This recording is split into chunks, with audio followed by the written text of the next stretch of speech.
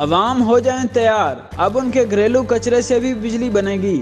اس سلسلے میں نیپرا نے national transmission and dispatch company NTD سے جون 2030 تک لاہے عمل مانگ لیا ہے تاکہ ملک میں بڑھتی ہوئی بجلی کی ضروریات کو مقامی اور سستے ذرائع سے پورا کیا جا سکے۔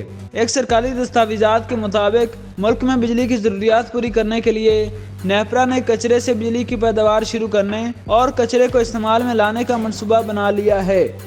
اس حوالے سے نیپرا نے national transmission and dispatch company سے جون تک حتمی لاہے عمل مانگ لیا ہے۔ نیپرا کی جانب سے یہ اقدام توانائی بحران پر قابو پانے کے علاوہ ماحول کو صاف بنانے کا مشن بھی زیر غور ہے، اس لیے NTD سے 30 جون تک تفصیلات طلب کی گئی ہیں۔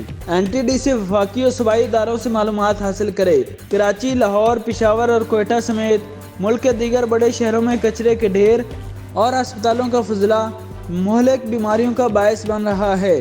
منصوبے کے مطابق کوڑے کرکٹ کو جدید طریقے سے ری سائیکل کر کے ماحولیاتی آلودگی پر قابو پانے کے ساتھ سستی بجلی بھی بنائی جا سکتی ہے۔ یہ تمام مراحل طے کیسے ہوں گے؟ نیپرا نے NTDC کو ڈیٹا اکٹھا کرنے کے لیے وفاقی اور صوبائی اداروں اور آزاد کشمیر حکومت سے رابطے کی ہدایت کی ہے۔